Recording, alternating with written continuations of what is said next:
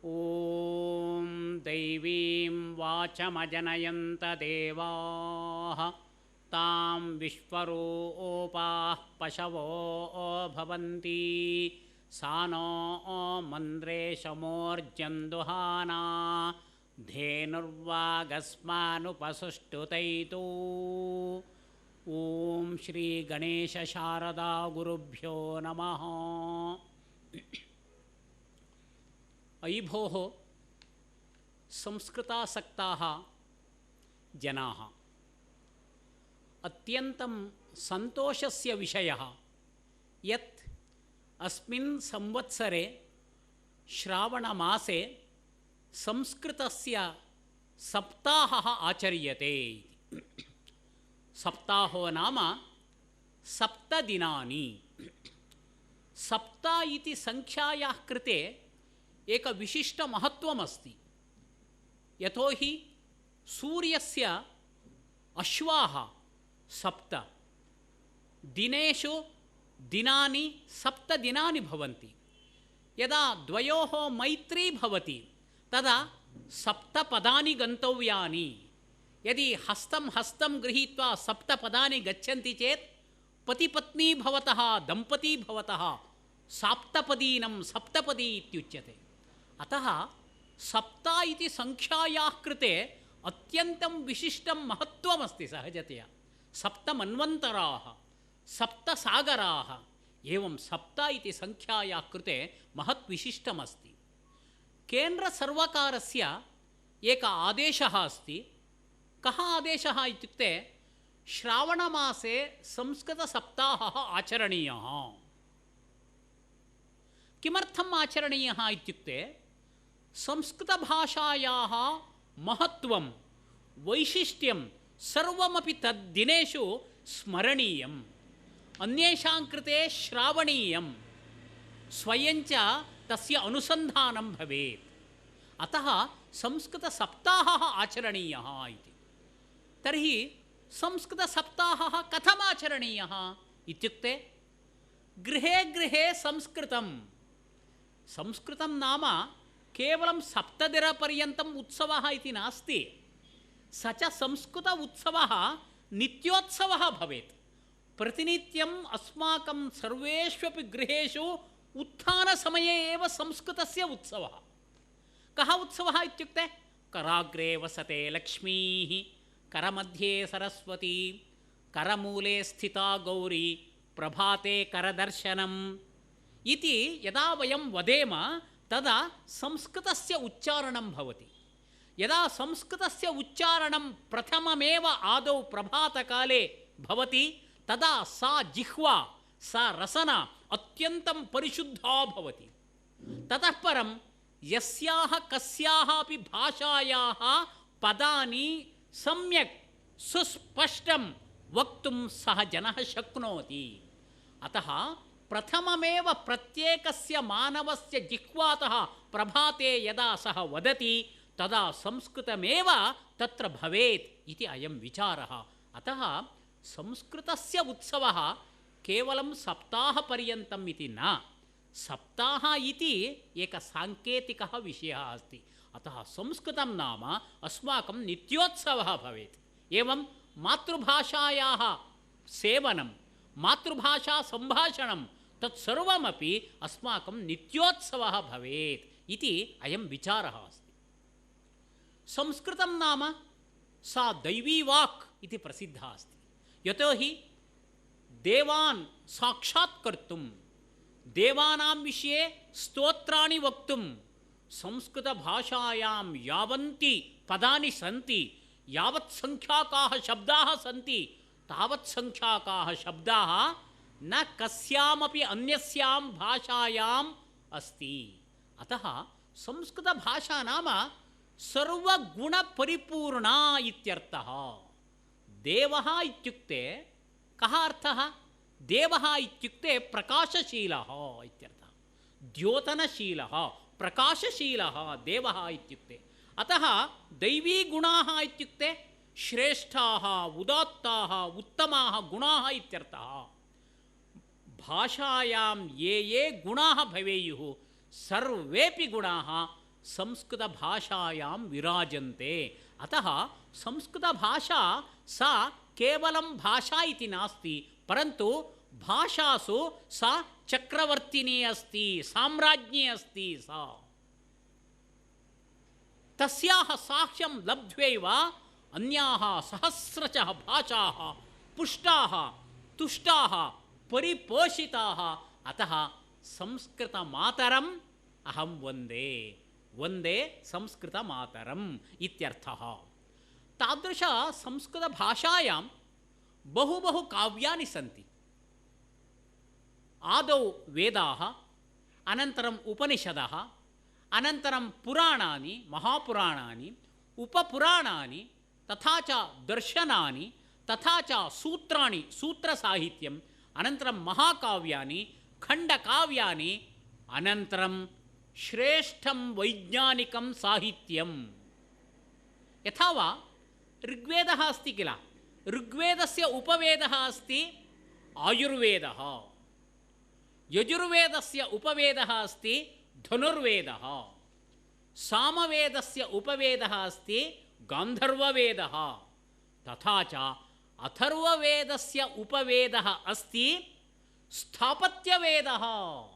इत्युक्ते ಎಂಜಿನಿಯರಿಂಗ್ इत्युच्यते किल, तादृश सर्वेपि विषयाः संस्कृतभाषया प्रपञ्चिताः सन्ति, संस्कृतभाषायां तत् साहित्यमस्ति। अतः स्थापत्यवेदः इत्युच्यते। अतः संस्कृतं नाम लौकिकम् अलौकिकं ज्ञानं विज्ञानम् इदं सर्वमपि अन्तर्हितं विद्यते। ईशावास्य इति उपनिषत् अस्ति। बह्व्यः उपनिषदः सन्ति। तासु उपनिषत्सु ईशावास्य उपनिषत् इति अत्यन्तं लघ्वी उपनिषत्। तत्र केवलं 17 श्लोकाः अथवा मन्त्राः सन्ति। तद् उपनिषदि एकः सन्देशः अस्ति। कः इत्युक्ते विद्याञ्च अविद्याञ्च यस्तद्वेद उभयगुं सः अविद्यया मृत्युं तीर्त्वा विद्यया अमृतमश्नुते। ಈಶಾವಾಸ್ಯ ಉಪನಿಷತ್ತು ನೂರಾರು ಉಪನಿಷತ್ತುಗಳ ಪೈಕಿ ಅತ್ಯಂತ ಪುಟ್ಟದಾದ ಉಪನಿಷತ್ತು. ಅದರಲ್ಲಿ ಕೇವಲ 17 ಮಂತ್ರಗಳಿವೆ. ಈಶೋಪನಿಷತ್ ಅಂತಲೂ ಕರೀತಾರೆ. ಅಲ್ಲಿ ಹೇಳಬೇಕಾದ್ರೆ ವಿದ್ಯೆ ಬಗ್ಗೆ ಹೇಳಬೇಕಾದ್ರೆ ವಿದ್ಯಾ ಮತ್ತು ಅವಿದ್ಯಾ ಅಂತ ಎರಡಿರುತ್ತೆ. ವಿದ್ಯಾ ಅಂದರೆ ಅಲೌಕಿಕವಾದ ಜ್ಞಾನವನ್ನು ನಮಗೆ ಕೊಟ್ಟು ಪರಮಾರ್ಥವಾದ ಚಿಂತನೆಯನ್ನು ಮೂಡಿಸುವಂಥದ್ದು, ಪರಮಾತ್ಮನಲ್ಲಿ ನಮ್ಮನ್ನು ಒಂದಾಗಿ ಮಾಡುವಂತಹ ಏನು ಜ್ಞಾನ ಇದೆಯೋ ಅದನ್ನು ವಿದ್ಯಾ ಅಂತ ಕರೆದು, ಅದಕ್ಕಿಂತ ಭಿನ್ನವಾದದ್ದೇನಿದೆಯೋ ಅವೆಲ್ಲವನ್ನು ಕೂಡ ಅವಿದ್ಯಾ ಅಥವಾ ವಿಜ್ಞಾನ ಅಂತ ಕರೆದಿದ್ದಾರೆ. ನಾವು ಇಂದು ಶಾಲಾ ಕಾಲೇಜು ವಿಶ್ವವಿದ್ಯಾಲಯ ಎಲ್ಲ ಕಲಿತಾ ಇರುವಂಥದ್ದು ಅವೆಲ್ಲವೂ ವಿಜ್ಞಾನ. ಇದಲ್ಲದೆ ಇರುವಂತಹ ಶ್ರೇಷ್ಠವಾದಂತಹ ಆತ್ಮ ಚಿಂತನೆ ಏನಿದೆಯೋ ಅದನ್ನು ಜ್ಞಾನ ಅಂತ ಕರೀತಾರೆ. ಯಾವ ವ್ಯಕ್ತಿ ಜ್ಞಾನ ವಿಜ್ಞಾನ ವಿದ್ಯಾ ಅವಿದ್ಯಾ ಎರಡರಲ್ಲೂ ಕೂಡ ಪರಿಣತಿಯನ್ನು ಪಡಿತಾನೋ ಅವನು ಪರಿಪೂರ್ಣನಾದ ಮನುಷ್ಯನಾಗ್ತಾನೆ.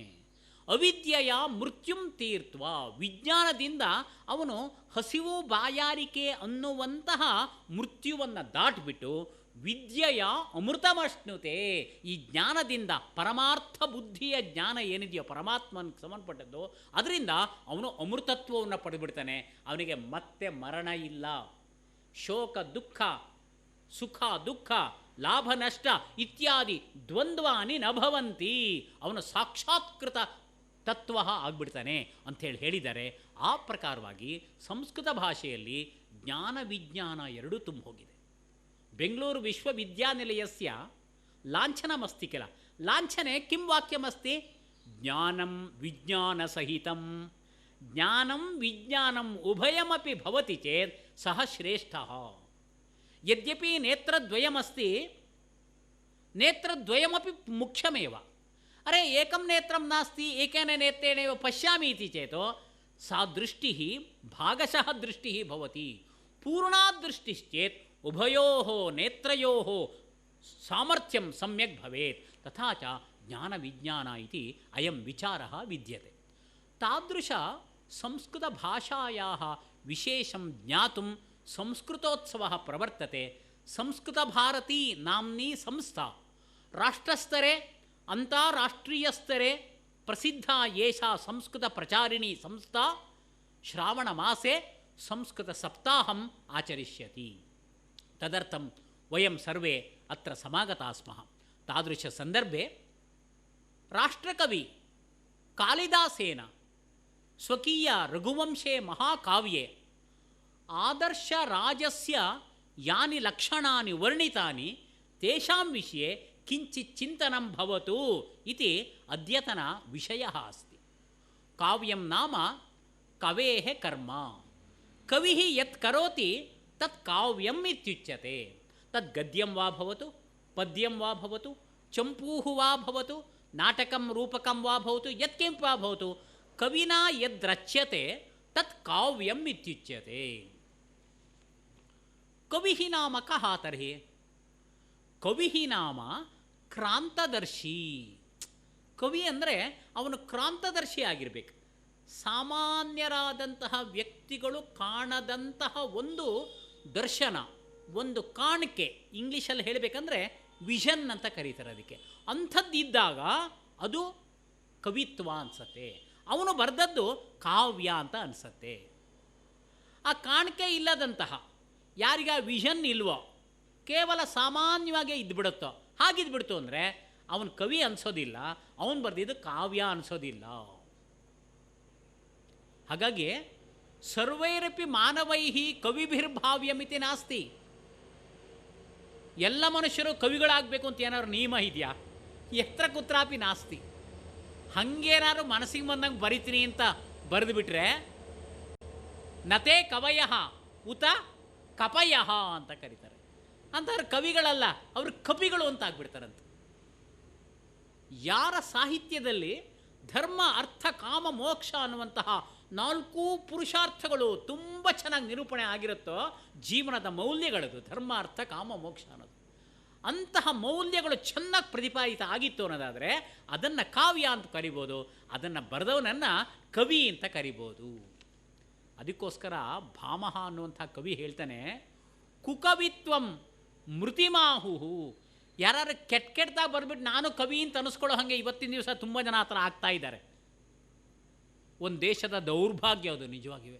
ಹಾಗೇನಾದ್ರು ಬರ್ದು ನಾನು ಪುಸ್ತಕ ಇದೆ, ಮುದ್ರಣ ಇದೆ, ದುಡ್ಡಿದೆ ಮಾಡಿ ಸುಮ್ಮನೆ ಕೂತ್ಕೊಳ್ತು ಅಂದರೆ ಅದು ಗ್ರಂಥಾಲಯದಲ್ಲಿ ಸುಮ್ಮನೆ ರದ್ದಾಗಿರುತ್ತೆ. ಅದಕ್ಕೆ ಏನಂತ ಕರೀತಾರೆ ಗೊತ್ತಾ ನಮ್ಮ ಪ್ರಾಚೀನ ವಿಮರ್ಶಕರು? ಮೃತಿಮಾಹು. ಅದೊಂದು ಮರಣ. ಮರಣ, ಆ ಮನುಷ್ಯಂದು ಮರಣ ಅಂತ ಅರ್ಥ. ಯಾಕೆಂದರೆ ನೋಡಿದವರು ಥತ್ ಏನು ಬರ್ದಿಯಾನಪ್ಪ ಇವನಪ್ಪ ಛೇ ಅಂತ ಅನುಸಂಗ ಆಗ್ಬಿಡ್ತು ಅಂದರೆ ಅವನಿಗೆ ಜೀವಂತವಾಗಿ ಮರಣ ಆಗ್ಬಿಡುತ್ತೆ. ಕುಕವಿತ್ವಂ ಪುನರಾಹು ಮೃತಿಮಾಹುರ್ ಮನೀಷಿನಃ. ಇನ್ನೊಂದ್ಸರಿ ಹೇಳ್ತಾರೆ, ನೋಡಪ್ಪ ನೀನು ಒಂದು ಕವಿತೆನೇ ಬರೀಲಿಲ್ವಲ್ಲಪ್ಪ, ಅದಕ್ಕೋಸ್ಕರ ನಿನಗೇನಾದ್ರು ದಂಡನೆ ಹಾಕ್ಬಿಡ್ತಾನಪ್ಪ ಸರ್ಕಾರ, ಟ್ಯಾಕ್ಸ್ ಹಾಕ್ಬಿಡ್ತಾರೆ ಜಾಸ್ತಿ. ಏನೂ ಇಲ್ಲಪ್ಪ. ನವ್ಯಾಧಯೇ ನ ದಂಡನಾಯಚ. ನಿಂಗೇನು ಕೆಡಕಾಗೋದಿಲ್ಲಪ್ಪ, ನಿಂಗೆ ಯಾವ ರೋಗನೂ ಬರೋದಿಲ್ಲಪ್ಪ, ಯಾವ ದಂಡನೆಯೂ ಹಾಕೋದಿಲ್ಲಪ್ಪ, ನಿನ್ನ ಕವಿತ್ವ ಮಾಡಿಲ್ಲ, ನಿನ್ನ ಕಾವ್ಯ ಬರೆದಿಲ್ಲ ಅಂದ್ಬಿಟ್ಟು. ಆದರೆ ಒಂದು ಎಚ್ಚರಿಕೆಗಿಟ್ಕೋ, ಕುಕವಿತ್ವ ಅನ್ನೋದೇನಾರು ಆಯಿತು ಅಂದರೆ ಅದು ಜೀವನ್ ಮರಣ ಅಂತ ಆಗಿಬಿಡುತ್ತಪ್ಪ ಅನ್ನುವಂಥ ಎಚ್ಚರಿಕೆಯನ್ನು ಕೊಟ್ಟಿದ್ರು. ಹಾಗಾಗಿ ಎಲ್ಲರೂ ನಾನು ಬರಿತೀನಿ ಅಂತ ಹೋಗ್ತಿರ್ಲಿಲ್ಲ. ಅಥವಾ ಹೋಗ್ತಾ ಇದ್ದರೂ ಕೂಡ ಅವರು ಅದನ್ನು ಬಿಟ್ಬಿಡೋರು, ಇಲ್ಲ ಆಗಲ್ಲ ಬೇಡ ಅಂದ್ಬಿಟ್ಟು. ಹಾಗೆ ಬರೆದವ್ರದ್ದು ಕೂಡ ಉಳಿಲಿಲ್ಲ. ಯಾವ್ದು ಗಟ್ಟಿತನ ಇತ್ತೋ ಅವು ಮಾತ್ರ ಉಳಿತು ಅಂತ ತಿಳ್ಕೊಳ್ಬೇಕು. ಇದಾನಿಂ ಅಸ್ಮಾಕಂ ಚಿಂತನಮಸ್ತಿ ಕವಿ ಕಾಳಿದಾಸಸ್ಯ ವಿಷಯೇ. ಕಾಳಿ ಇತಿ ಯಾ ದೇವಿ ಆಸೀತ್ ತಸ್ಯಾಹ ದೇವ್ಯಾಹ ದಾಸಃ ಅಹಂ ಇತಿ ಕಾಳಿದಾಸಃ ಇತಿ ನಾಮ ಖ್ಯಾತಮಸ್ತಿ.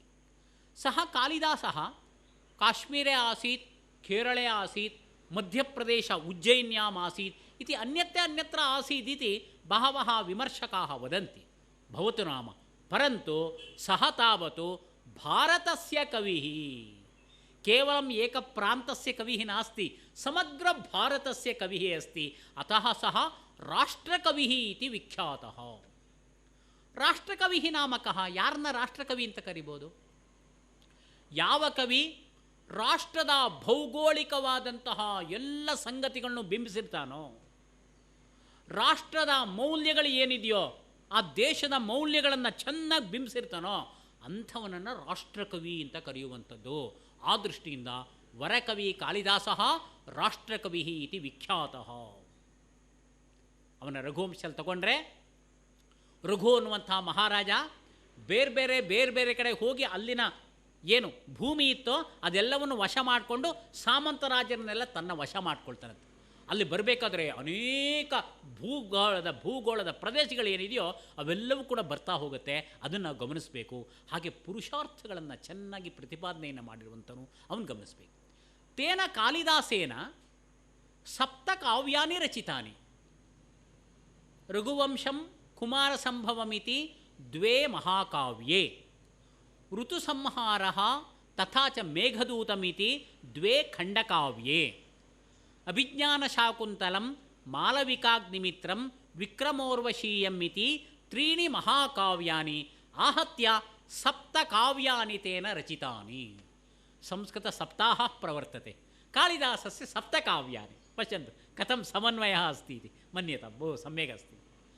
तादृश कालिदासः उपमा अलङ्कारार्थं बहुधा ख्यातः. उपमा कालिदासस्य इत्येव प्रसिद्धं वाक्यमस्ति. तादृशः कालिदासः रघुवंशे सूर्यवंशीयानां राज्ञां वर्णनं करोति. श्रीरामः अपि सूर्यवंशीयः राजा. अतः श्रीरामस्य यः वंशः अस्ति तद्वंशीयानां राज्ञां वर्णनम् अत्र प्रवर्तते. आदौ तत्र दिलीपः इति दिलीपमहाराजात् आरभ्य अग्निवर्ण इति तद् महाराजपर्यन्तम् अत्र वर्णनमस्ति इति अस्माभिर्मन्तव्यम्. इदानीम् अस्माभिश्चिन्तनीयं किमित्युक्ते महाराजः इत्युक्ते कः, कीदृशः स्यात्, तस्य देह आकारः कीदृशः स्यात्, तस्य मनसः चिन्तनं कथं स्यात्, तस्य कृतिः कीदृशी स्यात् इति महाराजेन ज्ञातव्यं, प्रजाभिरपि ज्ञातव्यं. ते विषयाः कालिदासेन सम्यक् चर्चिताः सन्ति, सम्यक् वर्णिताः सन्ति. कालिदासस्य रघुवंशस्य प्रथमश्लोकः मङ्गलश्लोकः इत्युच्यते. यतोहि महाकाव्यस्य आरम्भे एव मङ्गलाचरणम्, अन्तेपि मङ्गलाचरणं. मङ्गलेन आरम्भः, मङ्गलेन समाप्तिः. इयं भारतीयपरम्परा. अस्माकं भारतीयनाटकेषु कामेडी इत्युच्यते. इत्युक्ते सुखान्त्यनाटकानि, सुखान्त्यकाव्यान्येव भवन्ति. आङ्ग्लदेशेषु ट्राजेडीस् एव अधिकाः भवन्ति. यतोहि ते सर्वे गम्भीराः, गम्भीरनाटकाः, दुःखान्तनाटकानि एवं रीत्या भवन्ति. परन्तु भारतदेशे सर्वं सुसन्दर्भं, सर्वं सुसंस्कृतं, समन्वितं. यद्यपि पूर्वं दोषाः आसन्, अन्ते अन्ते अन्ते दोषाः सम्मार्जिताः, सर्वे उत्तमगुणाः प्रादुर्भूताः, निगूह्यस्थिताः गुणाः विकसिताः. इदानीं सर्वं सुखमयम्. शन्नो मित्रः शं वरुणः. पृथिवी शान्तिः, अंतरिक्षं शान्तिः, द्यौः शान्तिः, दिशः शान्तिः, अवान्तर दिशा शान्तिः, अग्निशान्तिर्वायुः शान्तिरादित्यः शान्तिः, चन्द्रमा शान्तिर्नक्षत्राणि शान्तिः, सर्वत्र शान्तिः भवतु. इयं परम्परा श्रेष्ठ ऋषीणां, महर्षीणां, महाकवीनां तादृशानां परम्परा अस्ति. अतः सर्वत्र शान्तं भवतु इति तात्पर्यः. अतः ईदृशं मङ्गलाचरणं प्रवर्तते. मङ्गलाचरणस्य श्लोकः एवमस्ति. वागर्थाविव सम्पृक्तौ वागर्थप्रतिपत्तये जगतः पितरौ वन्दे पार्वती परमेश्वरौ. आदौ एव जगतः पितरौ वन्दे. जगतः समस्तप्रपञ्चस्य माता तथा च पिता पितरौ वन्दे अहं प्रणमामि. कौ तौ पितरौ इत्युक्ते पार्वती परमेश्वरौ. पार्वती च परमेश्वरस्य, गौरीशङ्करौ, पार्वती परमेश्वरौ जगतः पितरौ अहं प्रणमामि. तौ पितरौ कीदृशौ स्तः? ಆ ಇಬ್ಬರು ಹೇಗಿದ್ದಾರೆ ಪಾರ್ವತಿ ಪರಮೇಶ್ವರರು? ವಾಕ್ ಅರ್ಥೌ ಇವ ಸಂಪೃಕ್ತೌ. ಅವರಿಬ್ಬರು ಕೂಡ ಸೇರಿ, ಇಬ್ಬರ ಅಂದರೆ ಇಲ್ಲ, ಇಬ್ಬರು ಸೇರಿ ಒಂದೇ. ದಂಪತಿ ಇದೆಯಲ್ಲ, ಅದು ಜಾಯಾಚ ಪತಿಶ್ಚ ಸೇರಿ ದಂಪತಿ ಅಂದ್ಬಿಟ್ಟು ಏಕವಚನ ಆಗ್ಬಿಡುತ್ತೆ. ಇದು ಭಾರತದ ವಿಶೇಷ ನೋಡಿ.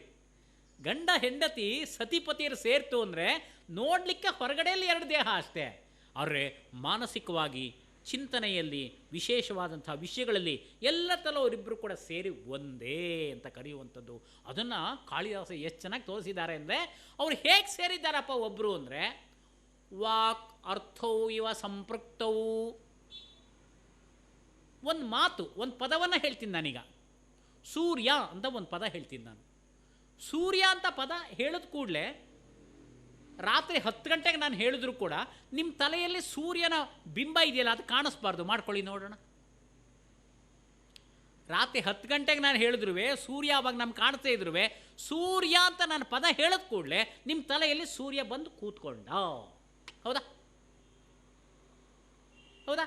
ದೇವಸ್ಥಾನ ಅಂತ ಹೇಳಿದ ಕೂಡಲೇ ನೀವು ಯಾವುದೇ ಊರಲ್ಲಿ ಯಾವುದೇ ದೇಶದಲ್ಲಿ ದೇವಸ್ಥಾನ ನಿಮ್ಮ ತಲೆಯಲ್ಲಿ ಬಂದು ಕೂತ್ಕೊಳ್ತು.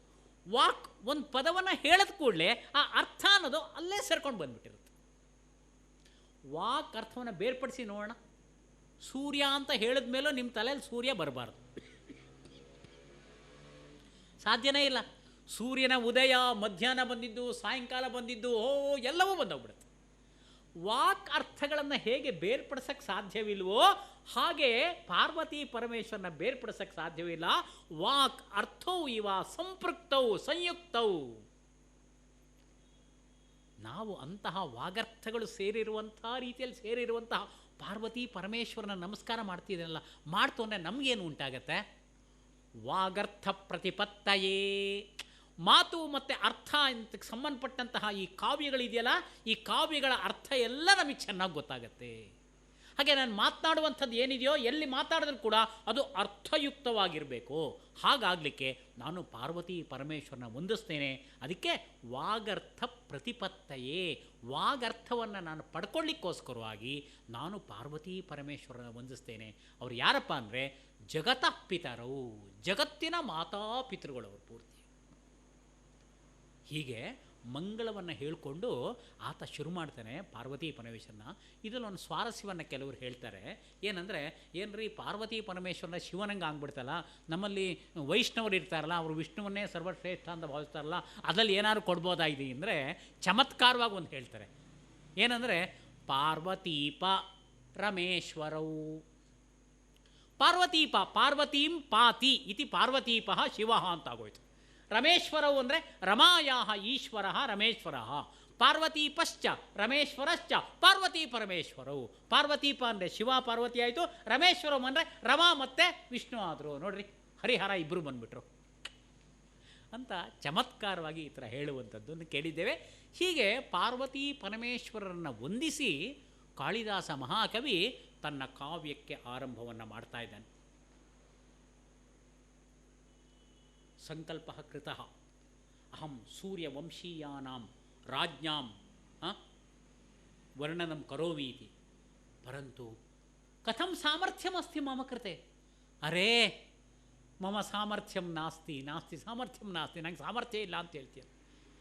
ಕಾಳಿದಾಸನಂತಹ ಕವಿ ತನ್ನ ಸಂಕಲ್ಪ ಮಾಡಿದ ಮೇಲೂ ಕೂಡ ಈ ಕಾವ್ಯ ಬರಿತೀನಿ ಅಂದ್ಬಿಟ್ಟು ಎಷ್ಟು ವರ್ಷಗಳ ಕಾಲ ಗುರುಕುಲದಲ್ಲಿ ಅಭ್ಯಾಸವನ್ನು ಮಾಡಿ ಅದನ್ನು ಅರ್ಗಿಸ್ಕೊಂಡು ಈಗ ಅವನು ಸಿದ್ಧ ಆಗಿದ್ದರೂ ಕೂಡ ಆಗಲ್ಲ ಆಗಲ್ಲ ನನ್ನ ಕೈಲಿ ಆಗಲ್ಲ ಅಂತ ಹೇಳ್ತಾ ಇದ್ದಾನೆ. ಯಾಕೆ? ಕ್ವಸೂರ್ಯ ಪ್ರಭವೋ ವಂಶ, ಸೂರ್ಯನಿಂದ ಹುಟ್ಟಿದಂತಹ ಆ ವಂಶ ಇದೆಯಲ್ಲ, ಶ್ರೀರಾಮಂದು, ಆ ದಿಲೀಪಂದು, ರಘು ಮಹಾರಾಜಂದು, ಆ ವಂಶ ಎಲ್ಲಿ ಇದು? ಕ್ವಚಾಲ್ಪ ವಿಷಯಾಮತಿ. ನನ್ನ ಬುದ್ಧಿ ಇದೆಯಲ್ಲ, ಇದು ಅಲ್ಪ ವಿಷಯ, ಏನೋ ಇಷ್ಟನ್ನು ಹಿಡ್ಕೋಬೋದು. ನನ್ನ ಕಣ್ಣಿದೆಯಲ್ಲ, ಕಣ್ಣು ಎಲ್ಲಿವರೆಗೆ ನಾನು ನೋಡಬಲ್ಲೆ? 5 ಮೈಲಿ ನೋಡ್ತೀನ, 4 ಮೈಲಿ, 3 ಮೈಲಿ, 2 ಮೈಲಿ, 1 ಮೈಲಿ, 1 ಫರ್ಲಾಂಗು ಇಲ್ಲ ಸರ್. ನನ್ನ ಕಣ್ಣು ತುಂಬ ಚೆನ್ನಾಗಿದೆ, ಒಳ್ಳೆ ಆ್ಯಕ್ಟಿವ್ ಇದೆ, ಏನೇನು ಕನ್ನಡಕ ಹಾಕೋದಿಲ್ಲ, ನನಗೆ ಒಳ್ಳೆ 30 ವರ್ಷದ ಒಳ್ಳೆ ತಾರುಣ್ಯ ಇದೆ ನನಗೆ ಅಂತ ಅನಿಸಿದ್ರೆ ಇಲ್ಲಿಂದ ಒಂದು 20 ಕಿಲೋಮೀಟ್ರ್ವರೆಗೆ ನೋಡ್ಬೋದು, 20 ಮೀಟರ್ವರೆಗೆ ನೋಡ್ಬೋದು ನಾವು. ಆದರೂ ಅಲ್ಲೂ ಮೋಸ ಆಗುತ್ತೆ. 10 ಮೀಟ್ರ್ ದೂರದಲ್ಲಿ ಇರುವಂಥನೇ ಇಲ್ಲಿ ಹೋಗ್ತಾ ಇರ್ಬೇಕಾದ್ರೆ, ನಾನು ಗಣೇಶನ ಕಂಡುಬಿಟ್ಟೆ ಅನ್ಕೊಂಡು ಗಣೇಶ್ವರ್ಯ ಆಗಚ್ಚ ಅಂತ ಕರಿತೀವಿ. ಅವ್ರು ಸುಮ್ಮನೆ ಇರ್ತಾರೆ, ಗಣೇಶ್ವರ್ಯ ಅಂತ ಜೋರಕ್ಕೆ ಕೂಗ್ತೇನೆ, ಆಗ್ಲೂ ಅವ್ರು ಸುಮ್ಮನೆ ಇರ್ತಾರೆ. ಇನ್ನೂ ಒಂದ್ಸರಿ ಜೋರ ಹಾಕೋದು, ಇದು ಯಾರಿಗಪ್ಪ ಹುಚ್ಚಿಡ್ದೇನೋ ನೋಡೋಣ. ಅವ್ರು ತಿರುಗ್ತಾರೆ. ಆಮೇಲೆ ನೋಡ್ದ, ಅರೇ ಕ್ಷಮ್ಯತಾಂ, ನಾನು ನಿಮ್ಮ ಥರನೇ ಗಣೇಶ್ ಇದೇ ಥರನೇ ಇದ್ದರು, ನೋಡ್ಬಿಟ್ಟು ನಾನು ಭ್ರಾಂತಿ ಹೊಂದ್ಬಿಟ್ಟೆ, ಅದನ್ನ ತಪ್ಪು ತಿಳ್ಕೊಬೇಡಿ, ಕ್ಷಮ್ಯತಾಂ ಕ್ಷಮ್ಯತಾಂ ಅಂತ ಹೇಳಿ ಆಮೇಲೆ ಅವ್ನು ಕಳಿಸಿ ಹೋಗಬೇಕಾಗುತ್ತೆ. ಅಂದರೆ ಕೇವಲ 4-5 ಮೀಟರ್ ದೂರದಲ್ಲಿರುವಂಥ ಒಬ್ಬ ವ್ಯಕ್ತಿಯನ್ನು ನಾನು ಹಿಂದೆ ಎಷ್ಟು ಸರ್ತಿ ಅವ್ರನ್ನ ನೋಡಿದರೂ ಕೂಡ ಅವ್ರ ಹಿಂದ್ಗಡೆ ನೋಡಿದಾಗ ಅವ್ರನ್ನ ಗುರ್ತಚ್ಚಕ್ಕೆ ನಂಗೆ ಆಗಲಿಲ್ಲ. ಅಲ್ಲಿ ಕೂಡ ನನ್ನ ಕಣ್ಣು ಮೋಸ ಆಗುತ್ತೆ ಅನ್ನೋದಾದರೆ ಹೀಗೆಲ್ಲಿ ಸಾಧ್ಯ? ಅದಕ್ಕೋಸ್ಕರವಾಗಿ ಕ್ವಚ ಅಲ್ಪ ವಿಷಯ ಮತಿ, ನನ್ನ ಬುದ್ಧಿ ಇದೆಯಲ್ಲ ಇದು ಅಲ್ಪ ವಿಷಯ, ಸ್ವಲ್ಪ ಮಾತ್ರ ನನ್ನ ತಿಳುವಳಿಕೆ ಇರುವಂಥದ್ದು. ತಿತೀರ್ಷು ದುಸ್ತರಂ, ಏನು ಗೊತ್ತಾ, ಒಬ್ಬ ವ್ಯಕ್ತಿ ಅವನು ಏನಪ್ಪ ಅಂದರೆ ಸಾಮಾನ್ಯವಾದಂಥ ಒಬ್ಬ ವ್ಯಕ್ತಿ ಅವನು ಸಮುದ್ರವನ್ನು ದಾಟಬೇಕು ಅಂತ ಹೋಗ್ತಾನೆ. ಸಮುದ್ರವನ್ನು ದಾಟಬೇಕು ಅಂದರೆ ಯಾವ ಸಿದ್ಧತೆ ಇರಬೇಕು? ದೊಡ್ಡದಾದಂಥ ನೌಕೆ ಇರಬೇಕು, ಅದು ಒಳಗಡೆ ಬೇಕಾದಷ್ಟು ಸಾಮರ್ಥ್ಯ ಇರಬೇಕು, ನಾನು ಎಷ್ಟು ದಿವಸಗಳ ಕಾಲ ಪ್ರಯಾಣ ಮಾಡಿ ಎಲ್ಲಿಗೆ ಹೋಗಬೇಕಂತ ಅವನಿಗೆ ಗೊತ್ತಿರಬೇಕು, ಅದಕ್ಕೆ ತಕ್ಕಂಥ ಒಳಸಿದ್ಧತೆ ಹೊರಸಿದ್ಧತೆ ಇವನು ಮಾನಸಿಕತೆ ಎಲ್ಲ ಸಿದ್ಧ ಆದಮೇಲೆ ಅವನು ಹೋಗಬೇಕು. ಯಾರು ಒಬ್ಬರ ವ್ಯಕ್ತಿ ಒಂದು ಸಣ್ಣ ದೋಣಿಯನ್ನು ಇಟ್ಕೊಂಡ್ಬಿಟ್ಟು, ದೋಣಿಯಲ್ಲಿ ಹುಟ್ಟನ್ನು ಹಾಕುವಂಥದ್ದು ಉಡುಪ ಅಂತ ಕರೀತಾರೆ ಅದಕ್ಕೆ, ಅದರಿಂದ ಸಮುದ್ರವನ್ನು ದಾಟ್ಕೊಂಡು ನಾನು ಇನ್ನೊಂದು ದೇಶಕ್ಕೆ ಹೋಗ್ಬಿಡ್ತೀನಿ ಅಂತ ಏನಾರು ಹೊರಡ್ತು ಅಂದರೆ ಏನಾಗ್ತಾನೆ ಅವನು? ಮಧ್ಯೆ ಕಳಚ್ಕೊಂಡು ಬಿದ್ದೋಗ್ಬಿಡ್ತಾನೆ, ಮುಗೀತು, ದಾಟೋದು ಇಲ್ಲ ಏನೂ ಇಲ್ಲ. ನಾನು ಕೂಡ ಆ ಥರ ಆಗಿದ್ದೇನೆ. ಉಡುಪೇನ ಅಸ್ಮಿ ಸಾಗರಂ, ಒಂದು ಸಣ್ಣ ದೋಣಿಯಿಂದ ಸಮುದ್ರವನ್ನು ದಾಟ್ತೀನಿ ಅನ್ನುವಂತಹ ರೀತಿಯಲ್ಲಿ ನಾನು ಆಗ್ತಾ ಇದ್ದೇನೆ. ಆದರೂ ಏನು ಮಾಡೋದು? ನನಗೊಂದು ಚಪಲ, ನನ್ನ ಹತ್ರ ಇರುವಂಥದ್ದು ದೋಣಿ ಮಾತ್ರ, ನನ್ನ ಹತ್ರ ನೌಕೆ ಇಲ್ಲ, ನನಗೆ ಆ ಮಟ್ಟದ ಬುದ್ಧಿಶಕ್ತಿ ಚಿಂತನ ಶಕ್ತಿ ಇದ್ಯಾವುದೂ ಇಲ್ಲ, ನಾನೊಬ್ಬ ಅಲ್ಪ ವಿಷಯ ಮತಿ. ಆದರೂ ಕೂಡ ರಘುವಿನ ವಂಶ ಇದೆಯಲ್ಲ, ಆ ವಂಶದಲ್ಲಿ ಎಷ್ಟು ಗುಣಗಳಿದ್ವು, ಎಷ್ಟು ಚೆನ್ನಾಗಿದ್ದವು, ಪ್ರಜೆಗಳ ಬಗ್ಗೆ ಅವ್ರಿಗೆ ಎಷ್ಟು ಪ್ರೀತಿ ವಾತ್ಸಲ್ಯ ಇತ್ತು, ಅದನ್ನೆಲ್ಲ ನಾನು ತಿಳಿಸ್ಬೇಕಪ್ಪ ಅಂತ ನನಗೊಂದು ಚಪಲ ಉಂಟಾಗ್ಬಿಟ್ಟಿದೆ.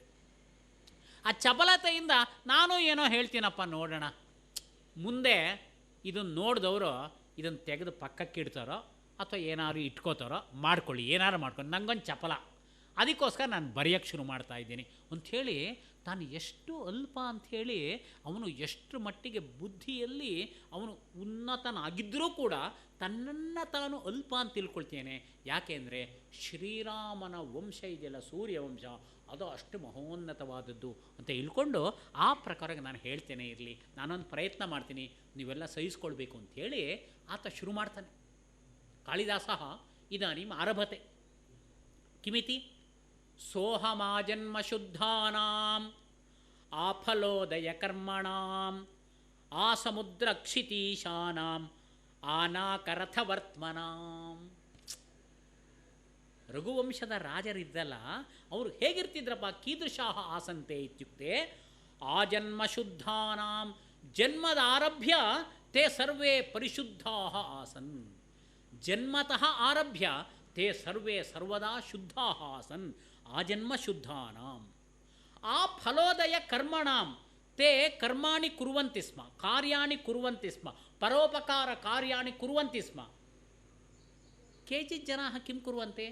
ಉತ್ತಮ ಕಾರ್ಯಾಣಿ ಕರೋಮಿ ಕರೋಮಿ ಇತಿ ಬಹು ಉತ್ಸಾಹಶೀಲಾಃ ಭೂತ್ವಾ ಉತ್ತಮ ಕಾರ್ಯಂ ಆರಭಂತೆ.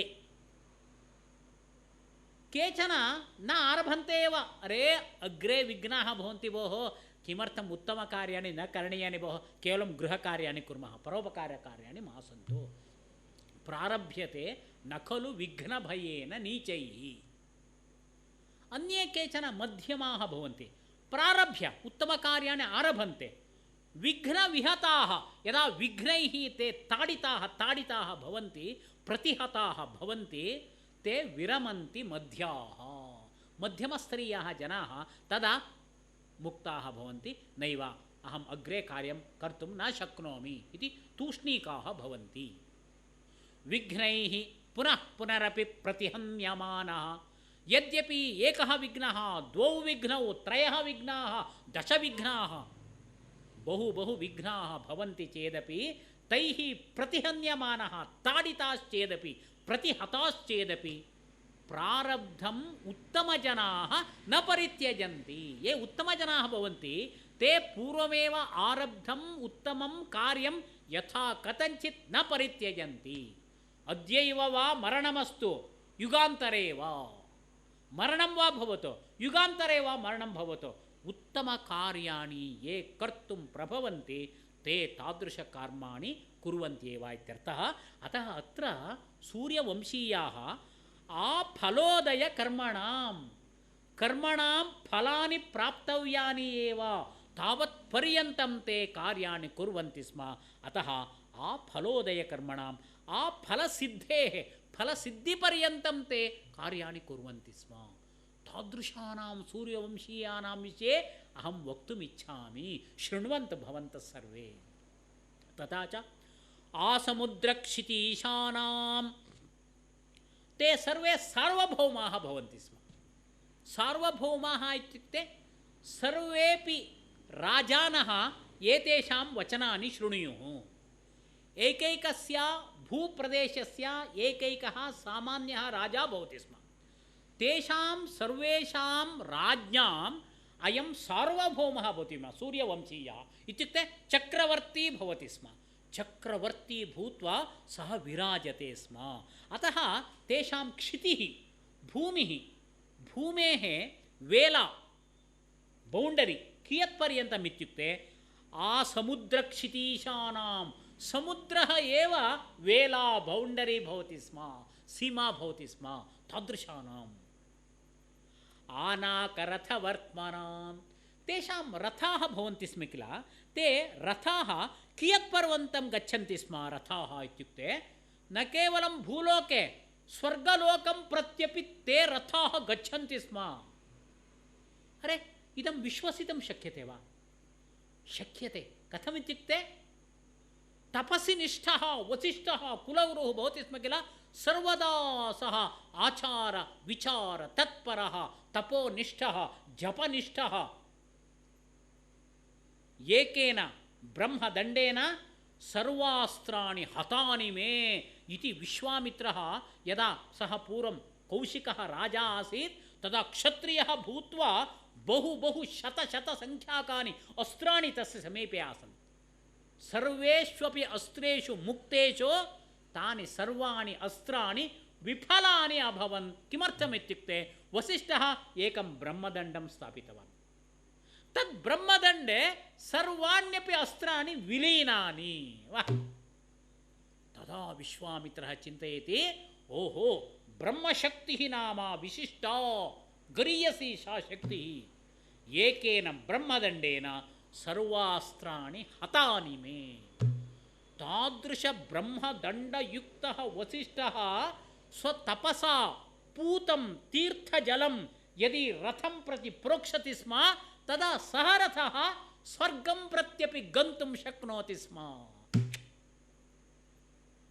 ತಪಸ್ಸಿನಿಂದ ಪೂತವಾದಂತಹ ಪವಿತ್ರವಾದ ತೀರ್ಥಜಲವನ್ನು ತಂದು ಆ ವಸಿಷ್ಠ ಮಹರ್ಷಿಗಳು ಮಂತ್ರೋಚ್ಚಾರಣೆಯನ್ನು ಮಾಡ್ತಾ ಈ ಸೂರ್ಯವಂಶೀಯರ ಸಾರ್ವಭೌಮರ ರಥಕ್ಕೆ ಚಿಮುಕಿಸ್ತೋನದಾದರೆ ಅದು ಸ್ವರ್ಗಕ್ಕೂ ಹೋಗುವಂಥ ಸಾಮರ್ಥ್ಯವನ್ನು ಪಡಿತಾ ಇತ್ತು. ಭಾರತೀಯ ಚಿಂತನಂ ಕಥಮಸ್ತಿ ಇತ್ಯುಕ್ತೆ ಸ್ವರ್ಗಮರ್ತ್ಯ ಉಭಯೋ ಸಂಬಂಧಃ ಅಸ್ತಿ ತಾದೃಶ ಭಾರತೀಯ ಪರಂಪರಾ ಇತಿ. ಅತಃ ವದತಿ ಆನಾಕರಥವರ್ತ್ಮನಾಂ. ನಾಕ ಇತ್ಯುಕ್ತೆ ಸ್ವರ್ಗ ಇತಿ. ಸ್ವರ್ಗಪರ್ಯಂತಂ ರಥಸ್ಯ ವರ್ತ್ಮ ರಥಸ್ಯ ಮಾರ್ಗಃ ಭವತಿ ಸ್ಮ. ತಾದೃಶಾನಾಂ ಸೂರ್ಯವಂಶೀಯಾನಾಂ ಮಹಾರಾಜಾನಾಂ ಸಾರ್ವಭೌಮಾನಾಂ ವಿಷये ಅಹಂ ವದಾಮಿ. ನಾಹಂ ಸಮರ್ಥಃ ತಥಾಪಿ ಚಾಪಲಾಯ ಪ್ರಚೋದಿತಃ ಅಹಂ ವದಾಮಿ ಇತಿ ತಥಾ ರೀತ್ಯ ಸಹ ವದತಿ. ತತಃ ಪರಂ ವದತಿ ತ್ಯಾಗಾಯ ಸಂಭೃತಾರ್ಥಾನಾಂ ಸತ್ಯಾಯ ಮಿತಭಾಷಿಣಾಂ ಯಶಸೇ ವಿಜಿಗೀಷೂಣಾಂ ಪ್ರಜಾಯೈ ಗೃಹಮೇಧಿನಾಂ. ಸರ್ವೈರಪಿ ಧನಂ ಆರ್ಜನೀಯಂ. ಗೃಹಸ್ಥಾಃ ಯೇ ಭವಂತಿ ತೈ ಸರ್ವೈರಪಿ ಅರ್ಥಃ ಆರ್ಜನೀಯಃ ಧನಂ ಆರ್ಜನೀಯಂ. ಮಹಾರಾಜೇನ ಇತೋಪಿ ಅಧಿಕಂ ಆರ್ಜನೀಯಂ ಧನಂ. ಸಹ ಕಿಮರ್ಥಂ ಧನಮಾರ್ಜಯತೆ ಸ್ಮ? ಸ್ವಸ್ಯ ಸುಖಾರ್ಥಂ ವಾ? ನ ನ ನ ತ್ಯಾಗಾಯ ಸಂಭೃತಾರ್ಥಾನಾಂ ಯಥಾ ಯಥಾ ಸಹ ಧನಂ ಸಂಪಾದಯತಿ ಆರ್ಜಯತಿ ತಥಾ ತದಾ ತ್ಯಾಗಂ ಕರೋತಿ ಸ್ಮ ಸಹ ಪ್ರಜಾನಾಂ ಹಿತಾರ್ಥಂ. ತಥಾ ಚ ಯೇ ಯೇ ವೇದನಿಷ್ಠಾಃ ಸಂಸ್ಕೃತಜ್ಞಾಃ ಭಾಷಾತಜ್ಞಾಃ ಕಲಾವಿದಃ ಭವಂತಿ ಸ್ಮ ತಾದೃಶಾನಾಂ ಪೋಷಣಾರ್ಥಂ. जनानां सौकर्यार्थं सः धनम् आर्जयति स्म त्यागाय संवृतार्थानां। ते सर्वे राजानः अधिकं न वदन्ति स्म, कार्याणि अधिकं कुर्वन्ति स्म। भाषिणः मितभाषिणः, सिम्पल् लिविङ्ग् है थिङ्किङ्ग् इत्युच्यते। तथा च कार्यमेव पश्यतु तस्य वचनं न, यतोहि अधिकं वचनं न ददाति सः, अधिकं न सम्भाषते सः। मितभाषी पूर्वभाषी सत्यभाषी। मितं भाषन्ते, प्रजानां भाषणात् पूर्वमेव ते भाषन्ते, तथा च सत्यं भाषन्ते। स्मितपूर्वाभिभाषिणः सत्याय मितभाषिणां। यशसे विजिगीषूणाम् अन्यान्य भूप्रदेशं गत्वा ते जयं प्राप्नुवन्ति स्म। तज्जयं किमर्थम् इत्युक्ते यशः प्राप्तव्यम् इति कारणेन न तु अहङ्कारार्थम्। क्षत्रियस्य अयं धर्मः किं भूप्रदेशः विस्तारः करणीयः इति। अतः यशसे विजिगीषूणां प्रजायै गृहमेधिनां ते ऊढाः भवन्ति स्म। इत्युक्ते विवाहः भवति स्म तेषां। विवाहस्य उद्देशः कः इत्युक्ते प्रजायै उत्तमधर्मप्रजाः प्राप्तव्याः। विवाहस्य अयं सङ्कल्पः अस्ति। विवाहमण्डपे वरः यः भवति तेन सङ्कल्पः करणीयः। किमिति? धर्मप्रजासन्ततिसिद्ध्यर्थम् इमां कन्याम् अहं वृणे। धर्मप्रजाः प्राप्तुम् अहम् इमां पत्नीरूपेण स्वीकरोमि इति। अतः प्रजायै गृहमेधिनाम् उत्तमप्रजाः प्राप्तुं ते गृहस्थाः भवन्ति स्म। भारतीयपरम्परायां चत्वारः आश्रमाः भवन्ति व्यवस्थायां, जीवनस्य व्यवस्थार्थं। जानन्ति सर्वे, ब्रह्मचर्य, गृहस्थ, वानप्रस्थ तथा च सन्न्यास इति। कालिदासः वदति शैशवेभ्यस्तविद्यानां यौवने विषयैषिणां वार्धके मुनिवृत्तीनां योगेनान्ते तनुत्यजाम्। शैशवे अभ्यस्तविद्यानां, यदा बाल्यं भवति बाल्यादारभ्य तरुणवयपर्यन्तं, तारुण्य अवस्थापर्यन्तं ते विद्याः अभ्यसन्ति स्म। अष्टमे वयसि आरभ्यते, 20 वर्षपर्यन्तं तेषां 12 वर्षपर्यन्तं ब्रह्मचर्यम् आचर्य तैः विद्याः प्राप्यन्ते स्म।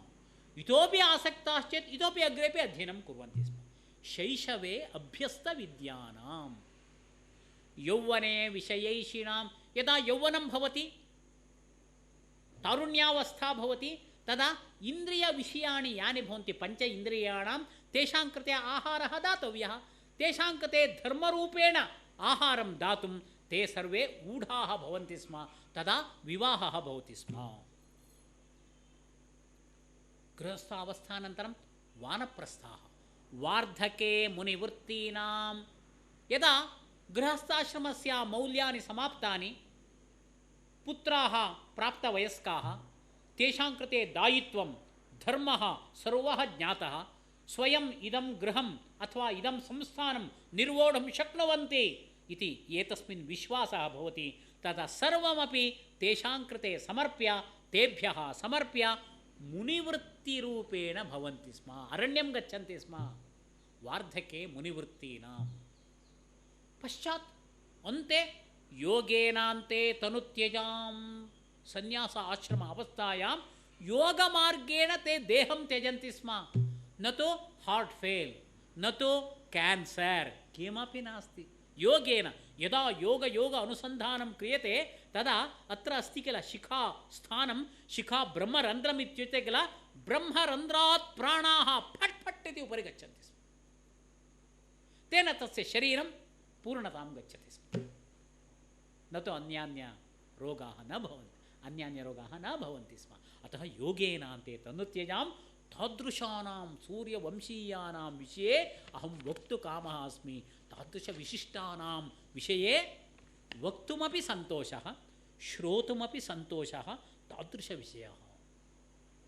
तादृशवंशे वैवस्वतो मनुर्नामा माननीयो मनीषिणाम् आसीन् महीक्षितामाद्यः प्रणवः छन्दसामिव। वैवस्वतः इति एकः श्रेष्ठः मनुः आसीत्। मनुः वैवस्वतः इति एकः आसीत्। सः मनीषिणां माननीयः, सः सर्वश्रेष्ठः आसीत्। सर्वश्रेष्ठः इत्युक्ते अस्मदीयाः इव जनाः भवन्ति, ते आगत्य पराक् जय जय इति वदन्ति। अस्मदीयाः जनाः तेन लाभः नास्ति। ये मनीषिणः भवन्ति, ये प्राज्ञाः भवन्ति, सरलजीविनः उदात्तचिन्तकाः भवन्ति, महर्षिसदृशाः भवन्ति, यदि ते प्रशंसन्ति चेत् तत्प्रशंसायाः कृते मौल्यं भवति। अस्मदीयाः सुहृदः भवन्ति, मित्राणि भवन्ति, बान्धवाः भवन्ति, ते मां प्रशंसन्ति इत्युक्ते तत्र विशेषः नास्ति। अतः वैवस्वतः आसीत् किल मनुः, सः मनीषिणां माननीयः, प्राज्ञां कृतेपि माननीयः आसीत्। मनीषिणां माननीयः। महीक्षिताम् आद्यः, महीक्षिताम् इत्युक्ते राज्ञां स एव आद्यः महाराजः। महीक्षितां राज्ञां सः आद्यः आसीत्। कथम् इत्युक्ते प्रणवः छन्दसामिव। यथा वा छन्दसां कृते वेदानां कृते प्रणवः ओङ्कारम् उक्त्वा ततः परमेव वेदमन्त्रस्य आरम्भः। श्रीगुरुभ्यो नमः हरिः ओम् इति आरभ्य वेदमन्त्राणां घोषः भवति। एवमेव यथा वा वेदमन्त्राणां कृते आदौ छन्दः प्रणवः भवति, ओङ्कारः, तथा रीत्या वैवस्वतः इति एकः महाराजः आसीत्। तद्वंशे दिलीपः इति एकः राजः, एकः बालकः समजनि, सः ततः परं राजेन्दुः भवति। सः दिलीपः कथमासीत् इत्युक्ते व्यूढोरस्कः वृषस्कन्धः शालप्रांशुर्महाभुजः आत्मकर्मक्षमं देहं क्षात्रो धर्म इवाश्रितः। व्यूढोरस्कः तस्य उरः प्रमाणमासीत् किल, उरः कीदृशम् इत्युक्ते व्यूढः अत्यं विपुलं उरः आसीत्। तथा च वृषस्कन्धः, तस्य स्कन्धः कथमासीत् इत्युक्ते वृष ಗೂಳಿ ಇತ್ಯುಚ್ಯತೆ ಕಿಲ, ಗೂಳಿಯ ಹೆಗಲು ಹೇಗಿರುತ್ತೋ ಆ ಪ್ರಕಾರವಾಗಿ ತಸ್ಯ ಸ್ಕಂಧವು ಆಸ್ತಾಂ ವೃಷಸ್ಕಂಧಃ. ಶಾಲಪ್ರಾಂಶುಃ ಉನ್ನತಃ. ಕೀದೃಶಃ ಉನ್ನತಃ? ಶಾಲಪ್ರಾಂಶುಃ ತಾಳೆಮರ ಇತ್ಯುಚ್ಯತೆ ಕರ್ನಾಟಕ ಭಾಷೆ. ತಾಳೆಮರ ಇತ್ಯುಕ್ತೆ ಯಥಾ पूगवृक्षः भवति उन्नतः भवति, तादृश उन्नतस्तरीयः। औन्नत्य अनुगुणं तत्र उरः प्रदेशः, उरः प्रदेश अनुगुणं स्कन्धप्रदेशः। तादृश दर्शनमात्रेणैव प्रणम्यः एषः महान् स्यात्, एषः अनुक्त्वापि ज्ञायते अयं महान् इति। तथा रीत्या व्यूढोरस्कः वृषस्कन्धः शालप्रांशुः महाभुजः, भुजः महाभुजः महाबाहुः आसीत्। आजानुबाहुः जानुपर्यन्तं बाहुः स्यात् इत्युच्यते, अतः आजानुबाहुः आसीत्। आत्मकर्मक्षमं देहं, देहं कथमासीत् इत्युक्ते सर्वाणि उत्तमानि कार्याणि कर्तुं सः समर्थः आसीत्। यत्र कुत्रापि श्रान्तता, अहं क्लान्तः भोः, शिरोवेदना भवति भोः, भुजौ श्रान्तौ, अहं कार्यं कर्तुं न शक्नोमि इति तादृशी भावना न उत्पद्यते स्म। अतः आत्मकर्मक्षमं देहम्, अतः क्षात्रो धर्म इवाश्रितः। क्षत्रियः इत्युच्यते किल, क्षत्रियः एक मूर्तिस्वरूपेण आगतश्चेत् यथा भवति तथा रीत्या सः दृश्यते स्म। क्षत्रियो नाम कः? क्षतात् किल त्रायते। यस्य कस्यापि व्रणः भवति, हिंसा भवति चेत् तद् रक्षणं यः कर्तुं शक्नोति सः क्षत्रियः इत्यर्थः।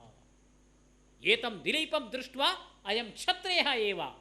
यदि एषः जीवति तदा यस्य कस्यापि हिंसा न भवति इति सर्वेषां कृते विश्वासः भवति स्म, विश्वासपात्रः सः। अतः क्षात्रो धर्म इवाश्रितः, क्षत्रधर्म एव आगतः। तथा रीत्या सः आसीत्।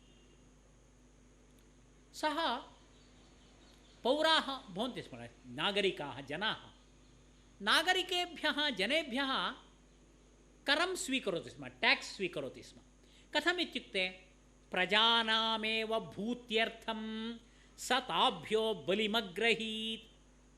ಯದ್ಯತ್ ಸ್ವೀಕರೋತಿ ಟ್ಯಾಕ್ಸ್ ರೂಪೇಣ ಅಥವಾ ಕರ ರೂಪೇಣ ತತ್ಸರ್ವಮಪಿ ತೇಷಾಂ ಕೃತೆ ಏವ ಪ್ರತ್ಯರ್ಪಯತಿ ಸ್ಮ. ಪ್ರಜಾನಾಮೇವ ಭೂತಯೇ ಅನುಕೂಲಾರ್ಥಂ ಸಹ ಮಹಾರಾಜಃ ತಾಭ್ಯಃ ಪ್ರಜಾಭ್ಯಃ ಬಲಿಂ ಅಗ್ರಹೀತ್. ಷಷ್ಠಾಂಶ ರೂಪಂ ಇತ್ಯುಕ್ತೆ 1/6 ಇತ್ಯುಚ್ಯತೆ. ಷಷ್ಠಾಂಶ ರೂಪಂ ಕರರೂಪೇಣ ಸ್ವೀಕರಣೀತಿ ತತ್ ಸ್ವೀಕರೋತಿ ಸ್ಮ. ತದರ್ಥಂ ಕಾಳಿದಾಸಃ बहु सुन्दरम् एका उपमां करोति. कथमित्युक्ते सहस्रगुणमत्स्रष्टुम् आदत्ते हि रसं कविः. अर्थान्तरन्यासः अलङ्कारः.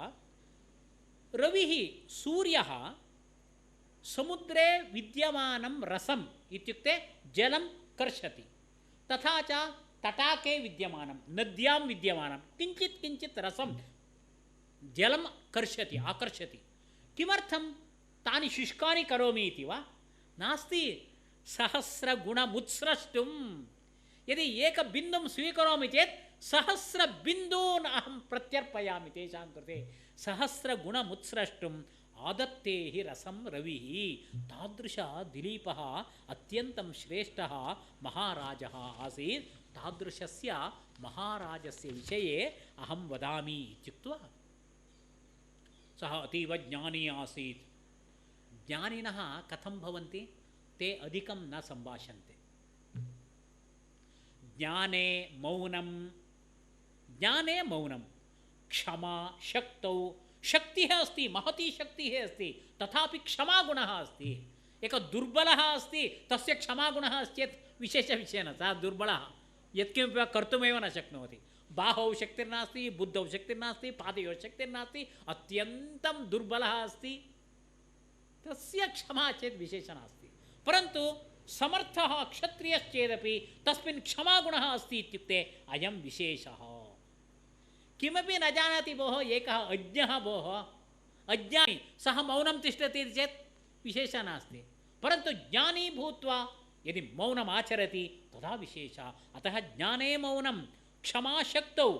त्यागे यदा त्यागं करोति बहूनां वस्तूनां तथापि श्लाघा विपर्ययः.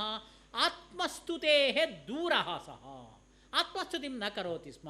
त्यागं कृत्वापि मौनं वहति स्म. सः आत्मश्लाघनं न करोति स्म.